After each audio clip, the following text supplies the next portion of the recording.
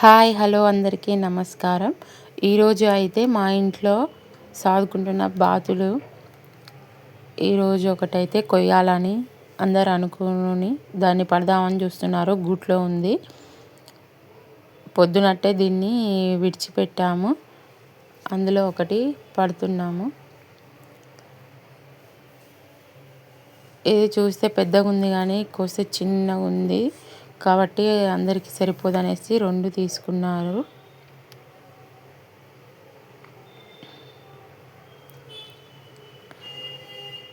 దీన్నైతే ఇలా మొత్తం స్కిన్లెస్గా చేసుకున్నాం. ఎందుకంటే నీసు వాసన వస్తుంది కదా, ఇలా చేస్తే కొంచెం బెటర్ అనేసి మొత్తం స్కిన్లెస్ తీసేసాము.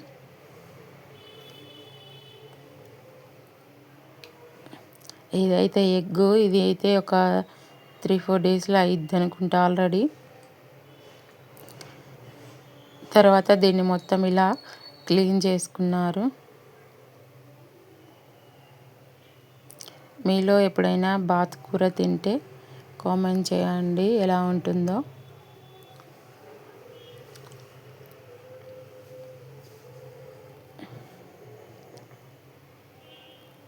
ఇలా అయితే మొత్తం క్లీన్ చేస్తున్నారు.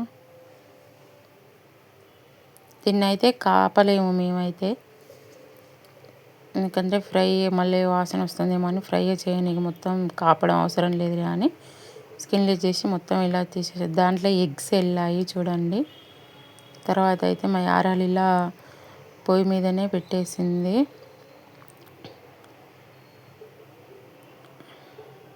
అందులో కొంచెం కుడుక పొడి వేసింది.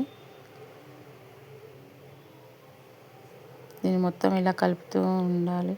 కాకపోతే బాతు కూర చాలా తొందరగానే ఉడికింది పొయ్యి మీదనైతే. మరి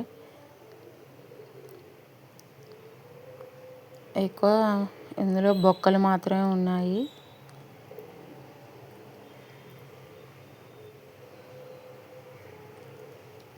దీంట్లో ఫస్టే కొంచెం కొత్తిమీర వేసింది.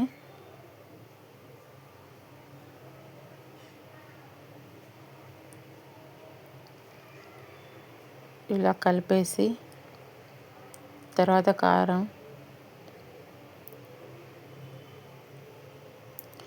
అయితే దీంట్లో మాత్రం చాలానే వేసాం. ఎందుకంటే ఇది మళ్ళీ వాసన ఉండకుండా అందులోటి నాన్ వెజ్కి కొంచెం కారం ఎక్కువనే తింటాం కదా, అందుకోసమని కారం ఎక్కువనే వేసింది. కొంచెం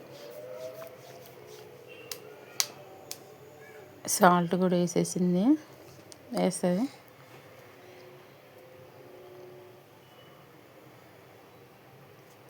ఇప్పుడు కొద్దిసేపు ఉంచుకున్నాము. ఇప్పుడు చూడండి ఎలా అయిందో, మంచిగా ఫ్రై అయింది. దగ్గరికి అయ్యిందండి. ఇలా ఫ్రై చేస్తే ఇది 2 డేస్ కూడా తినవచ్చు. మనం వాటర్ పోయలేదు కాబట్టి. ప్లీజ్ సబ్స్క్రైబ్ చేయండి, సపోర్ట్ చేయండి. దీన్నైతే దింపేసాము ఇలాగా.